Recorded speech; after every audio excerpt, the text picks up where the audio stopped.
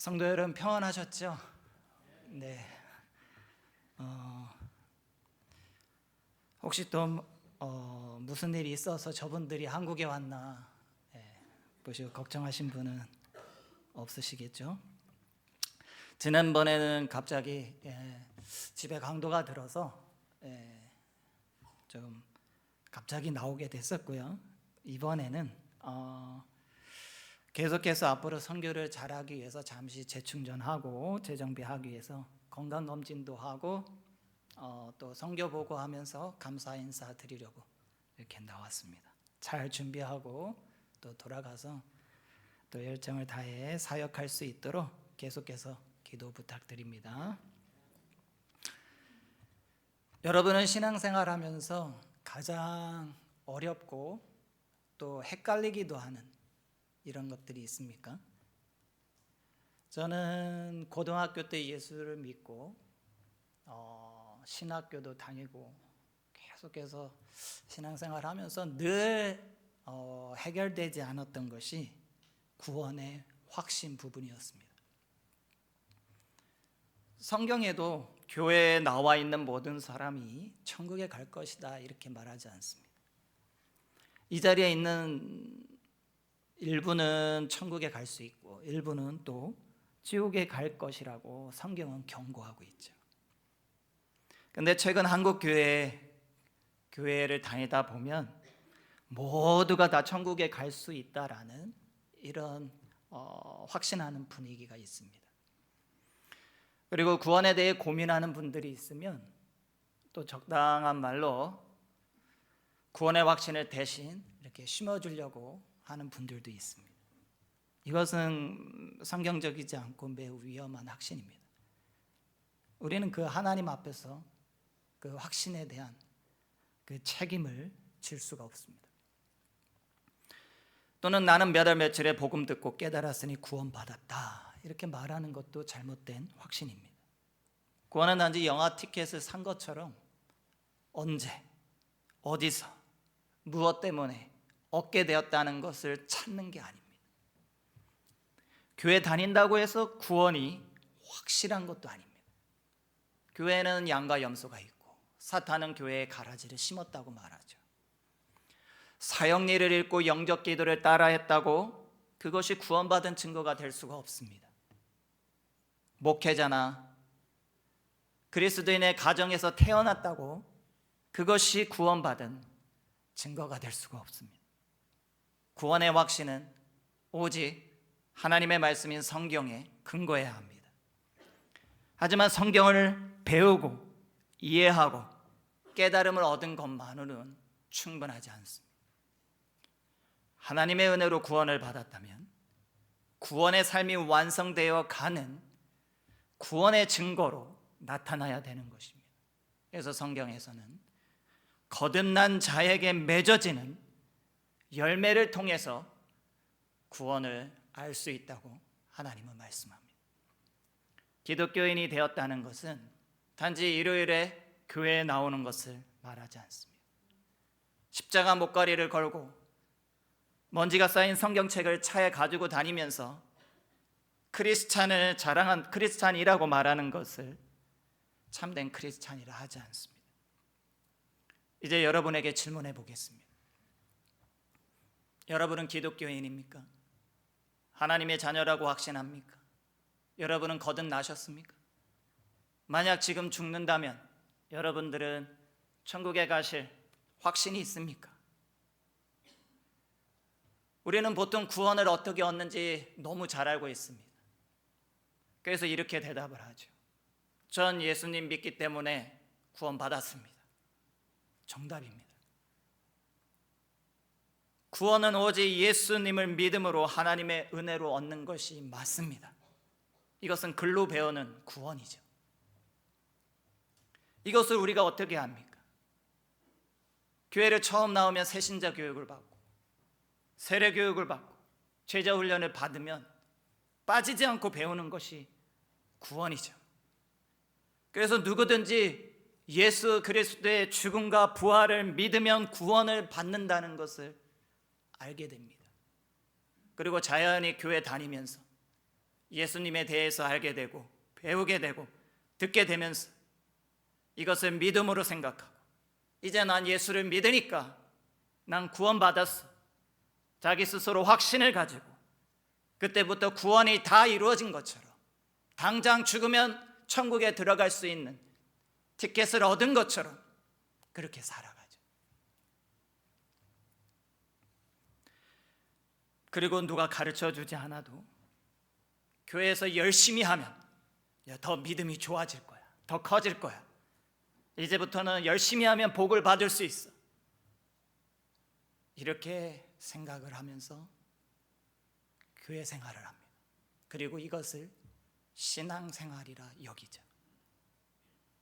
그런데 교회 밖으로 나가면 자기가 세운 기준대로 자기의 방식대로 원하는 삶을 삽니다. 때로는 죄를 범하면 잘못했다고 뉘우치기도 하고 다른 사람과 비교해 보면서 나의 죄는 뭐 별거 아닌 것처럼 합리화하고 우리는 그렇게 하루하루 삽니다. 이렇게 살아가면서 무엇으로 하나님 앞에서 구원의 확신의 증거를 하나님 앞에서 드러낼 수 있을까요? 난 예수님을 믿고 있는데 난 예수님을 믿습니다. 하나님 앞에서 이렇게 말한다고 하나님이 인정해 주시는 모습일까요? 아닙니다. 여기에 우리가 간과하고 있는, 우리가 놓치고 있는 아주 중요한 것이 있습니다. 하나님의 은혜로 구원이 시작되었다면 거기에서 구원이 끝난 것이 아니라 하나님의 은혜는 너무 강력해서 계속해서 우리 삶에 작용하여 우리의 삶을 변화시키고 우리를 거룩하게 만드신다는 것입니다. 구원이 시작되었다면 그 이후에도 하나님의 은혜는 계속해서 우리의 삶을 거룩하게 변화시키는 방향으로 인도하십니다. 여러분이 만약 참으로 구원을 받았는지 확신을 가지고 싶다면 여러분의 삶이 예수님이 가셨던 그 길을 따라가고 있는지 하나님이 원하시는 거룩한 길로 인도함을 받고 있는지 늘 자기 자신을 점검해야 되는 것입니다. 옛날에 내가 한번 복음을 듣고 그때 예수를 믿었던 것 같은 것으로는 구원받은 것이 아닙니다. 오늘 본문에 죄악으로 가득해서 흩으셨던 이스라엘 백성들을 향해서 하나님께서 내가 다시 그들을 구원하시고 믿음의 백성들이 되게 하시겠다라는 위대한 일을 하시겠다라는 이 약속이 담겨 있습니다. 또한 여기에는 구원이 어떻게 시작되고 어떻게 진행되고 어떻게 완성되는지 말씀해 주고 있습니다. 오늘 이 시간 이 말씀을 살펴보면서 나의 신앙을 점검하고 나는 구원의 어느 단계에 있는지 바른 확신을 가질 수 있고 그 확신 가지고 하나님이 원하시는 열매 맺는 인생이 되기를 주의 이름으로 간절히 바랍니다. 먼저 구원의 시작이 어떻게 되는지 한번 살펴보겠습니다. 29절 말씀입니다. 내가 너희를 모든 더러운 데서 구원하고 곡식이 풍성하게 하여 기근이 너희에게 닥치지 아니하게 할 것이며. 이 구절에는 우리가 반드시 기억해야 되는 구원의 아주 중요한 관점이 나오고 있습니다. 하나님께서 이스라엘 백성에게 이스라엘아 내가 너희를 모든 더러운 데서 구원하겠다 이렇게 말씀합니다. 더러운 죄가 있으면 구원하지 않을 거야. 너희가 열심히 신앙생활을 하면 내가 구원할 거야. 하나님이 이렇게 말씀하지 않습니다. 하나님이 주시는 구원은 우리의 노력이나 행위가 근거되지 않습니다. 이스라엘 백성들을 구원하시는 하나님의 동기는 그 사람들의 행위에 있지 않습니다. 오직 하나님의 은혜입니다. 저는 신앙생활을 하면서 늘 해결되지 않았던 부분이 바로 여기입니다. 열심히 교회 생활하고 봉사할 때는 구원의 확신이 있는 것 같은데 열정이 식고 죄를 반복해서 범하는 모습을 발견할 때마다 저는 구원받지 않은 것 같아 불안한 생각으로 날마다 고민을 했습니다. 그리고 하나님 앞에 나아가 제발 하나님 구원해달라고, 제발 저를 구원해달라고. 늘 저의 신앙은 나는 구원받은 건가 안 받은 건가 여기에 늘 머물러 있었습니다. 이 문제를 해결하기까지 얼마나 복음에 대해서 많은 고민을 하고 늘 알기 위해 했었는지 모릅니다. 아마 여러분 중에서도 자신의 삶을 보면서 내가 구원을 받았는지 못 받은 건지 고민하는 분들이 많이 계실 것입니다. 이것을 해결하면 성경이 가르치는 복음에 대해서 정확히 알고 여러분 적용해야 합니다. 로마서 3장 23절에 말씀하기를 사람이 죄를 범하였으므로 모든 사람이 죄를 범하였으므로 하나님의 영광에 이르지 못한다고 말씀합니다. 하나님은 죄가 있느냐 없느냐에 따라서 각 사람을 심판하시는 공의의 하나님, 정의의 하나님, 의로운 재판관이십니다. 죄가 하나라도 있다면 천국에 데리고 가고 싶어도 지옥으로 보내야 됩니다. 죄가 하나라도 없다면 지옥으로 보내고 싶어도 천국으로 데려가야 됩니다. 그런데 모든 사람은 한 명도 빠짐없이 죄를 범했기에 이미 지옥에 들어가는 심판을 받은 것입니다. 그 누구도 하나님의 심판 아래서 그 뜻을 돌이킬 자는 아무도 없습니다. 그에게 가장 어리석은 사람은 교회에 나와서 구원을 받기 위해 노력하는 사람입니다. 복을 받기 위해 노력하는 사람입니다. 열심히 기도해보고 예배에 다 빠지지 않고 나와보고 헌금을 많이 하고 많은 봉사들을 한다고 해도 절대 구원받을 수 없습니다. 혹시 여러분 가운데 하나님께 잘 보이면 하나님이 구원도 주시고 복도 주시고 자녀들도 잘 되게 하지 않을까? 이런 분들 계십니까? 그것은 절대 성경적이지 않습니다. 이것은 세상 사람들이 쫓아가는 종교의 모습입니다. 기독교와 세상의 차이가 바로 여기에 있습니다. 세상 종교는 신을 감동케 해서 신으로부터 내가 필요한 것들을 얻으려고 하는 것입니다. 복을 받을 거라고 생각하고 열심히 해야 하는 것. 이것이 종교 생활의 핵심입니다. 열심. 절에 가면 불공을 드립니다. 오체투지나 108배등 나를 죽이는 이런 행위로 말미암아 신을 감동케 해서 평안을 얻고 복을 받으려고 합니다. 예전에는 물을 떠놓고 밤마다 비나이다 하면서 날마다 자식이 잘 되기를 비는 것, 성황당과 같이 큰 나무, 바위, 심지어 동물들의 신이 있다고 여기고 그 신을 감동하기 위해 정성을 다하면 복을 받을 것이라고 생각해서 지극정성으로 빌던 것, 이것이 바로 종교 행위입니다. 그러나 기독교는 반대입니다. 창조주인 하나님이 인간에게 다가오시는 종교입니다. 하나님이 인간에게 다가오셔서 사랑과 은혜를 베풀어 주셔서 구원하시고 하나님의 백성답게 만들어 가시는 것입니다. 그러기에 기독교는 유일하게 사람이 신을 찾아가는 것이 아니라 하나님이 먼저 죄인에게 다가오신 하나님의 은혜와 사랑이 신앙생활의 핵심인 것입니다. 완전히 타락한 우리와 함께할 수 없는 완전히 거룩하신 하나님이 무한한 은혜를 베푸셔서 하나님의 자녀로 입양까지 하시면서 우리를 감동케 하시고 우리에게 기쁨을 주셔서 하나님을 찬양하는 삶을 사는 자로 완성해 가시는 것이 바로 기독교입니다. 그런데 한국에 들어온 기독교가 힘을 잃고 어려움을 당하는 것은 세상 종교처럼 교회들이 변질되고 있기 때문입니다. 우리도 교회에서 열심히 하는 것이 신앙이 좋다라고 여깁니다. 그리고 문제가 있으면 기도 열심히 하라 말합니다. 교회 열심히 다니라고 말합니다. 성경 열심히 읽으라고 말하고 전도 열심히 하라고 하고 헌금 많이 하라고 합니다. 이렇게만 하면 만사형통이고 복을 받는 비결인 것처럼 얘기합니다. 행위로 하나님을 감동시킬 수 있다고 생각하는 것은 교만이고 샤머니즘적인 종교의 모습입니다. 여러분, 우리는 어떻게 판단합니다? 교회 와서 보면 뭔가 열심히 하는 분들 보면 너무 신앙이 좋아, 너무 존경해, 저분들은 구원받았을 거야. 그런데 그렇지 못한 사람을 보면 신앙이 약하고 구원도 받지 못했을 거라 자기도 모르게 판단합니다. 그래서 집에서 교회 열심히 다니는 분들 가운데 남편이 교회 안 다니거나 대충 하면 막 열불이 나죠. 막 화를 나요.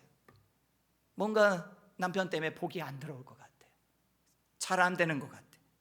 중직자 가정에서 자녀들이 교회 나가지 않거나 또 뭐 예배에 지각하는 것을 보면 열불이 나서 화가 나죠.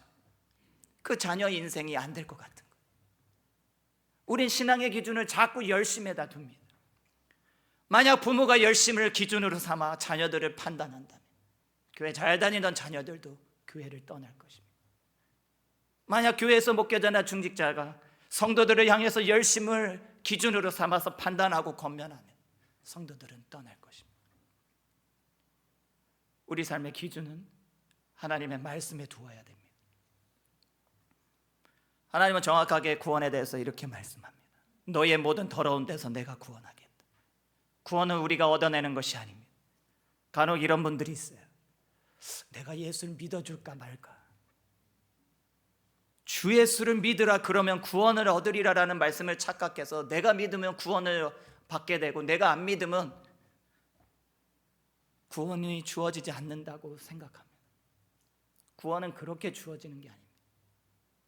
오직 하나님이 영원히 지옥 심판받을 자 중에 사랑으로 선택하시고 건져내는 겁니다. 여러분이 열심히 했기 때문에 구원이 주어지거나 열심히 하지 않는 사람은 구원을 잃어버리거나 빼앗기는 것이 아닙니다. 사람에게는 구원을 얻을 만한 것이 아무것도 없습니다. 목사라서 구원받는 게 아닙니다. 목회자나 중직자의 가정에서 태어났다고 구원받는 게 아닙니다. 자격 없는 죄인임에도 불구하고 하나님의 뜻 가운데 은혜로 각 사람을 하나님이 선택하시고 구원하시는 것입니다. 그럼 왜 이렇게 지옥 가야 마땅한 우리에게 하나님은 구원을 베푸실까요? 하나님께서는 구원 사역을 통해 모든 피조물들에게 영광을 받으시기 위해, 찬양을 받으시기 위해 죄인들을 구원하는 겁니다. 하나님께서 이르시기를 내가 내려가서 그들을 구원하겠다 말씀합니다.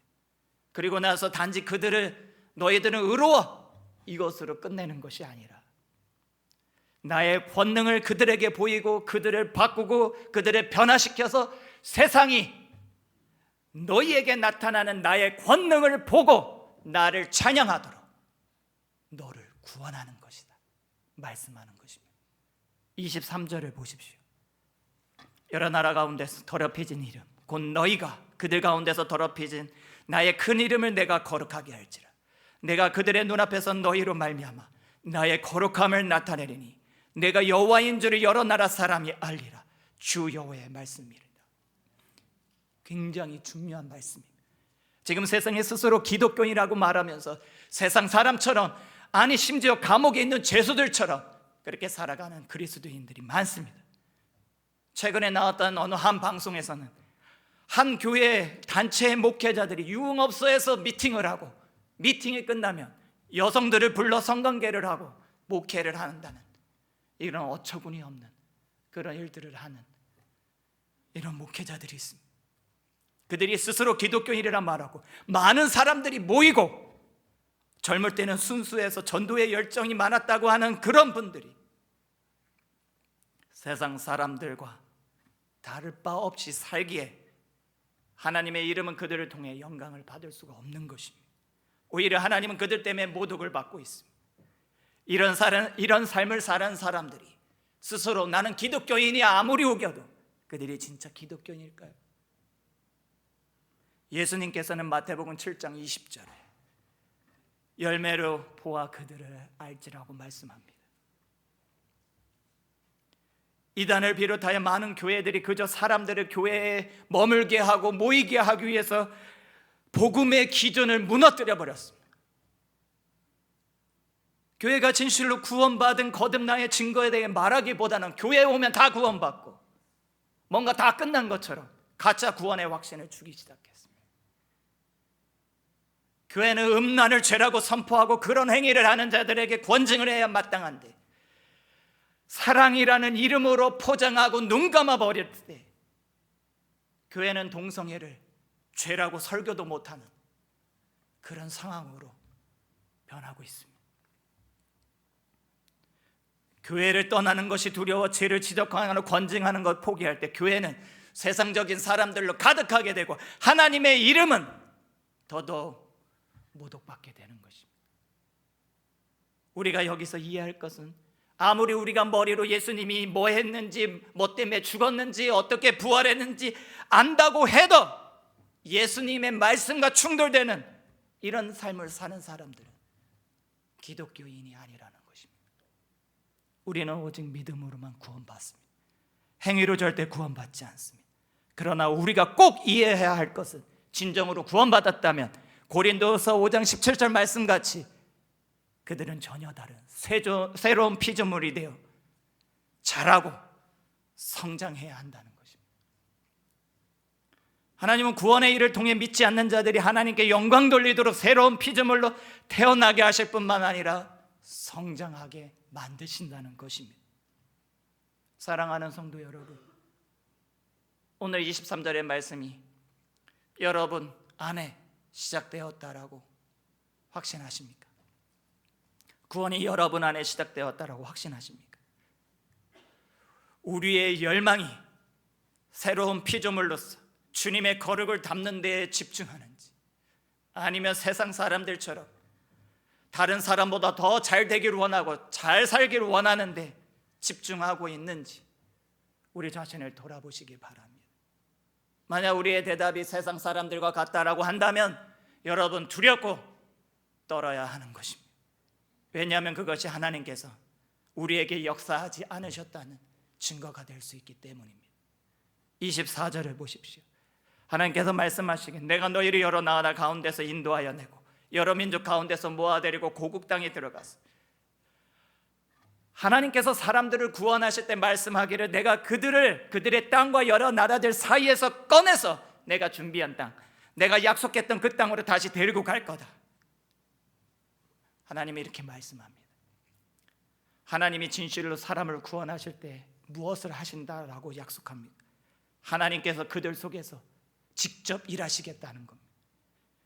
하나님께서 구원할 사람들에게는 찾아오셔서 그들을 세상 속에서 끄집어내고 그들의 세상 것들로부터 끄집어내시고 죄로부터 분리하시고 하나님과 살 수 있는 하나님 나라로 하나님께서 친히 데리고 가시겠다는 겁니다.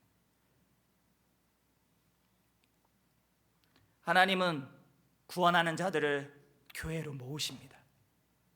그리고 여러분의 변화를 통해서 세상 사람들이 하나님께 영광 돌릴 수 있도록 세상 사람들과 다른 방식으로 살아가는 거룩한 자들로 하나님은 만드시고, 하나님은 그로 말미암아 영광 받으시고 찬양 받도록 여러분에게 구원을 주신다고 말씀하고 있는 겁니다.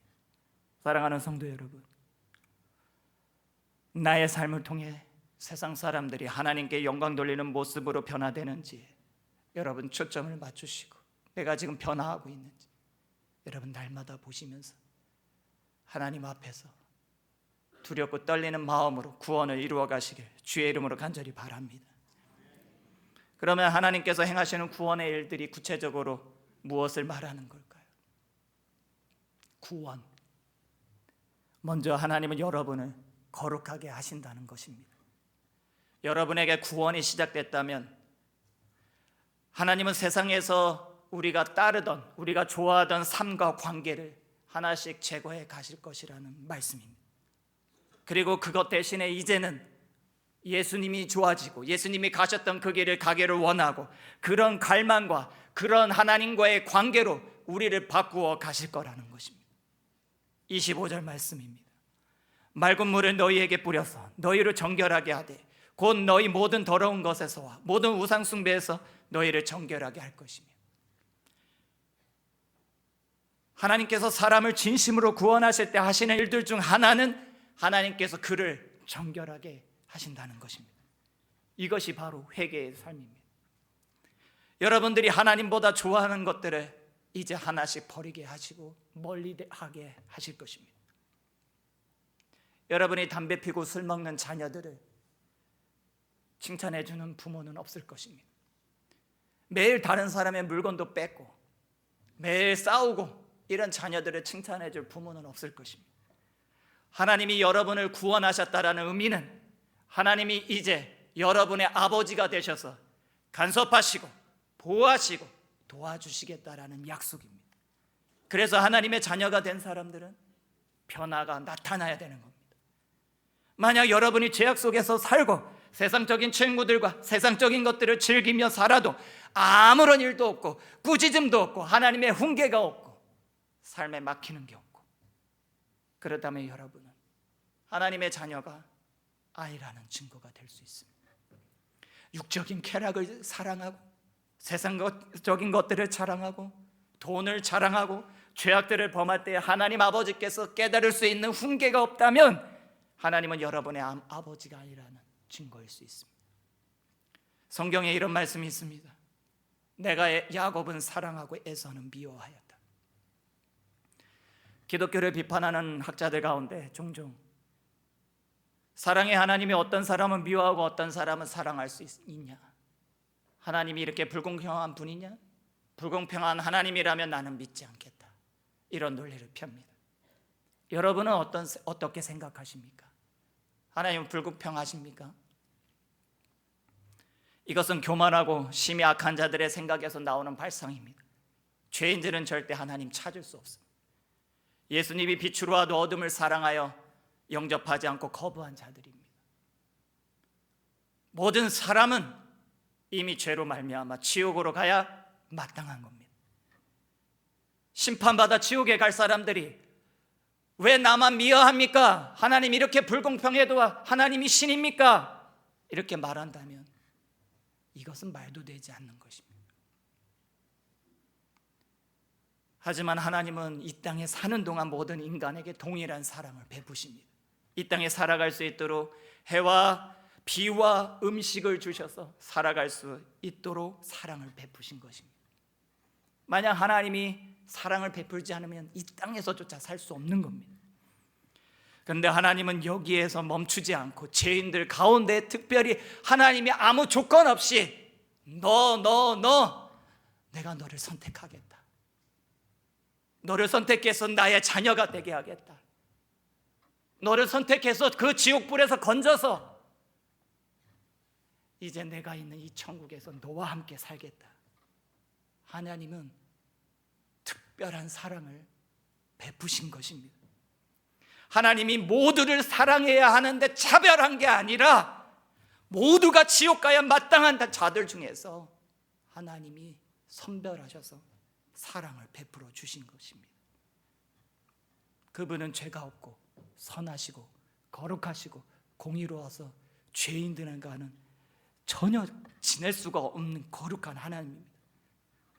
그래서 하나님은 이렇게 선택하고 했던 사람을 그냥 죄 없다 눈 감아 주시는 분이 아니라 하나님은 그들의 죄값을 치르기 위해서 예수 그리스도를 보내주시고 예수 그리스도를 희생하셔서 그들의 죄값을 다 치른 다음 예수님이 대신 형벌받게 한 다음 거룩하게 하시고 하나님 곁에 살도록 특별한 사랑을 베푸신 것입니다. 이것은 불공평한 것이 아니라 특별한 사랑을 하나님께서 자신의 아들 예수 그리스도를 희생해서 우리에게 큰 은혜를 베푸신 것입니다. 구원받지 못한 죄인들은 하나님을 거부했기에 정당하게 심판받은 것이고, 구원을 받게 된 우리 죄인들은 하나님의 자녀가 되는 최고의 사랑을 받게 된 것입니다. 사랑하는 여러분, 만약 여러분 가운데 이 하나님의 사랑이 믿어지고 그 사랑이 삶 속에서 나타나는 분들은 하나님의 엄청난 사랑과 은혜를 덧입은 자임을 날마다 기억하시면서 하나님께 영광 돌리고 늘 찬양하는 삶을 살아가시길 주의 이름으로 간절히 바랍니다. 그럼 하나님은 자신의 사랑과 미움을 어떤 방식으로 나타내실까요? 야곱과 에서를 기억해 보십시오. 하나님은 어떤 방식으로 야곱에게는 사랑을 주시고 에서에게 미움을 드러냈을까요? 이것을 여러분 깨달으면 하나님의 우리 아버지가 된다는 것을 이해할 수 있습니다. 에서의 인생을 보면 하나님께서는 에서의 부모가 축복 기도한 대로 이 땅에서의 그분의 모든 약속들을 이루어 주십니다. 미워한다고 했는데 하나님은 에서에게 그 약속했던 걸 다 이루어 주십니다. 재물이 가는 것을 막지 않으셨어요. 거부가 되게 하십니다. 권력도 주셨어요. 그리고 민족의 정말 훌륭한 지도자로 에서를 세워주셨어요. 그렇다면 하나님께서 어떻게 에서를 미워했다고 할 수 있을까요? 하나님은 에서의 영혼과 인격이 거룩해지도록 전혀 훈계하지 않으셨다는 거예요. 하나님께서는 에서가 에서의 인생을 살도록 그냥 놔두셨어요. 내버려 두셨어요. 하나님은 에서의 삶에 전혀 개입하지 않으시고 에서가 거룩해지도록은 일하시지 않으셨어요. 에서 마음대로 죄 지으면서 살도록 냅두셨어요. 이것이 바로 하나님의 심판입니다. 그럼 반대로 하나님은 어떻게 야곱을 사랑하셨을까요? 하나님께서는 야곱의 모든 삶을 깨뜨리셨어요. 야곱의 삶을 보십시오. 하나님께서는 야곱 마음대로 살도록 내버려 두지 않으셨어요. 야곱의 이름의 뜻도 속이는 자고 그의 삶도 속이는 삶을 살았어요. 그는 형편없는 자였습니다. 하지만 하나님이 야곱을 하나님의 자녀로 부를 때 하나님께서 이스라엘이라 하리라라고 야곱에게 새 이름을 주셨어요. 야곱의 뜻은 속이는 자였는데 이스라엘은 하나님과 겨루어 이기게 된 자예요. 이것은 다시 말하면 하나님의 자녀로의 신분의 변화를 주시겠다는 거예요. 이 말을 쉽게 말하면 야곱과 시간은 걸리겠지만 속이는 자에서 하나님 나라의 왕자로 너를 만들어 갈 거야. 이렇게 약속하시는 거예요. 그는 형에게 거짓말했다가 죽이려고 하는 형을 피해 이제 도망가는 신세가 됩니다. 20년 이상을 삼촌 집에 가서 사는데 거기서도 계속해서 속으며 삽니다. 라헬과 결혼하려고 종처럼 살아야 했습니다. 이제 세월이 지나서 집으로 돌아가려고 하는데 저 앞에 자신을 죽이려는 형이 있습니다. 너무 두렵고 떨려서 정말 하나님 앞에 엎드려서 어떻게 해야 될지 벌벌 떨면서 기도합니다. 이런 삶은 야곱이 단순히 삶을 잘못 살아서 벌 받는 걸까요? 이것이 하나님의 간섭입니다. 속이는 삶을 살던 자가 거룩한 자로 변화되는 과정이었던 겁니다. 하나님은 그에게 직접 찾아오셔요.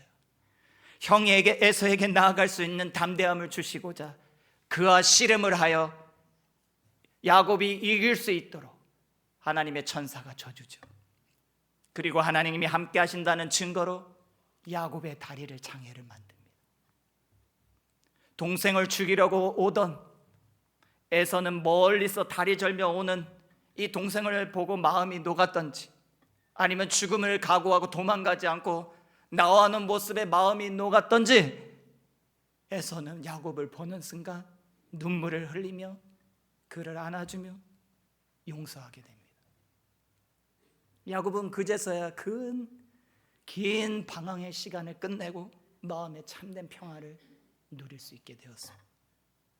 고난의 삶 속에서 결국 하나님을 깊이 만나고 하나님과 함께 걸어가는 거룩한 자로 세워지자 모든 문제들이 해결되었습니다. 하지만 야곱이 그 시간까지 당해야 했던 고난의 시험들을 마치고 하나님 나라로 들어올 때 그의 모습은 장애를 가지고 있었습니다. 절뚝거리며 들어왔습니다. 하나님은 왜 그렇게 하셨을까요? 여러분들이 이해하셔야 할 것이 있습니다. 여러분을 향한 삶의 목적은 겉보기에 잘 살고 번영되게 하는 것이 아닙니다. 하나님의 목적은 여러분이 건강해지는 데 있지 않습니다. 하나님의 목적은 여러분이 잘 사는 데 있지 않습니다. 하나님의 목적은 여러분들이 다 부유해지는 데 있지 않습니다. 하나님은 여러분이 이 땅에서 후회 없이 살고 떠나는 것에 목적이 있지 않습니다.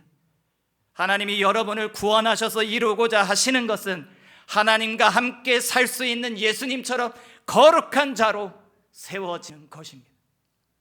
그래서 하나님이 여러분을 하나님의 자녀로 부르셨다면 그 삶을 막고 흔들고 뒤집어서라도 우리가 그렇게 중요하게 여기며 따랐던 세상 것들을 버리고 하나님과 거할 수 있는 거룩, 예수 그리스도의 형상으로 빚어지도록 만드시는 것입니다.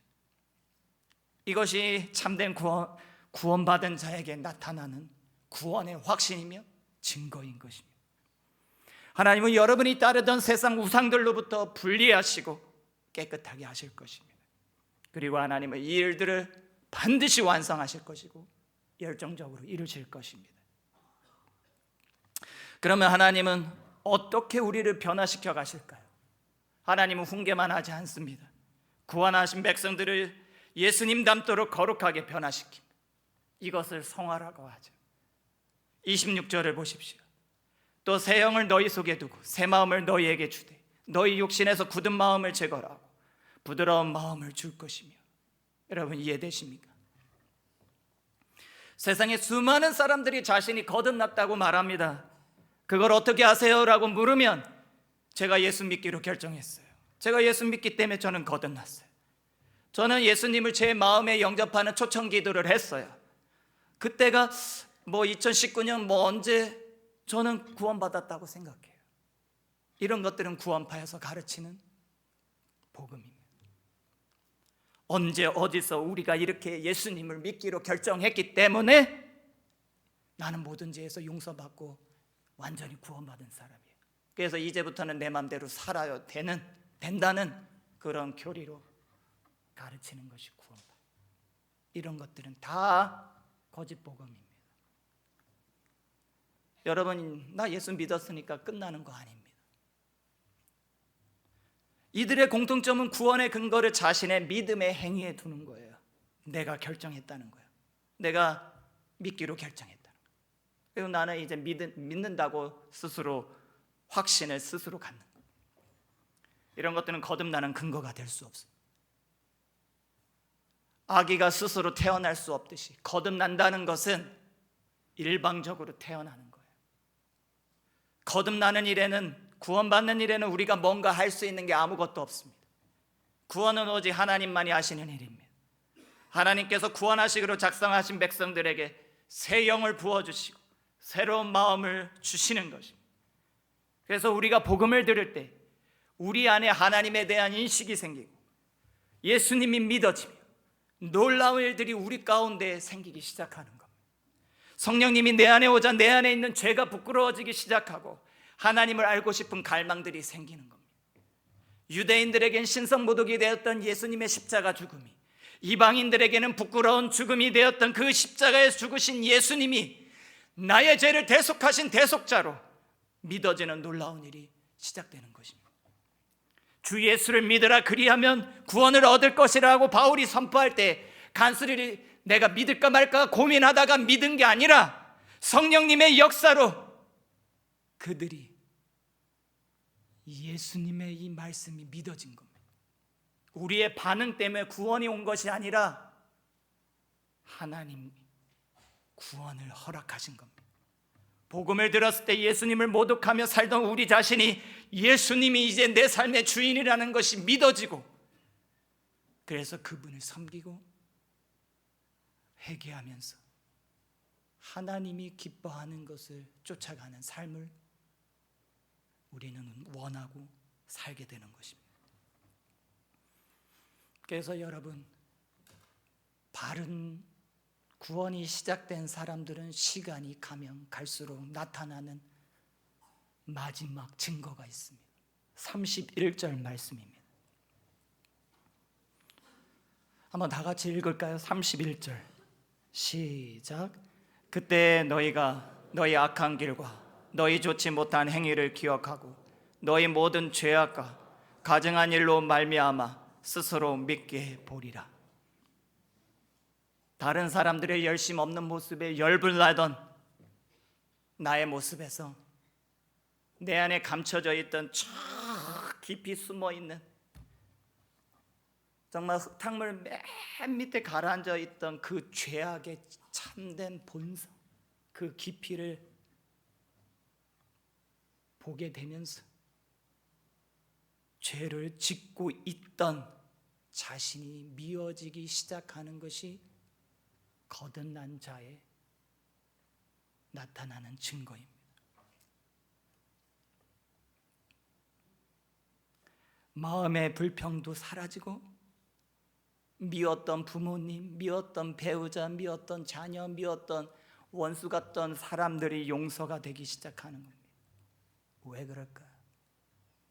성령님이 우리 안에 오셔서 새로운 마음을 주시고 굳었던 마음을 부드러운 마음으로 날마다 기경하기 때문입니다.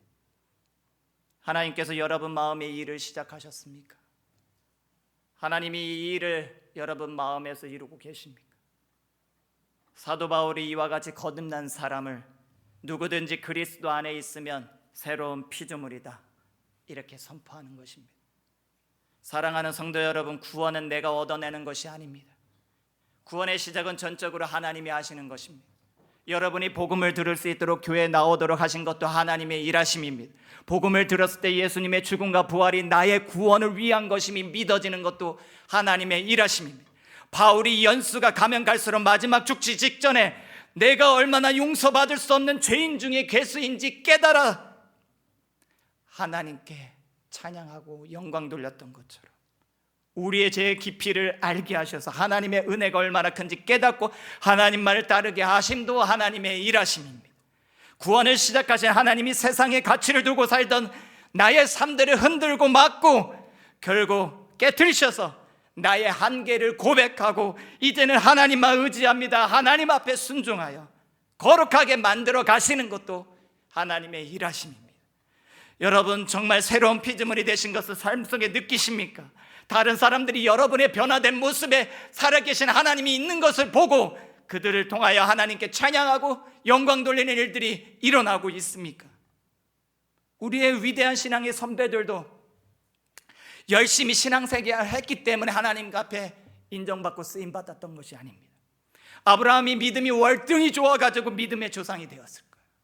모세가 믿음이 좋아서 이스라엘 백성들을 애굽에서 구해낼 수 있었을까요? 다윗이 믿음이 좋아서 예수님의 조상의 족보에 오를 수 있었을까요? 베드로가 가룟 유다보다 믿음이 좋아서 사도로 하나님 앞에 쓰임받았을까요? 바울은 믿음이 좋아서 수많은 성경을 쓰고 복음 전도자로 하나님 앞에 쓰임받을 수 있었을까요? 그들도 여러분이나 저같이 허점투성이고 하나님이 일을 하기에는 적합하지 않은 자들이었어요. 하지만 하나님은 그렇게 쓰시기를 결정하고 그들을 선택하여 부르시고 그들의 삶을 연단하셔서 하나님의 사람으로 만들어 가신 것입니다.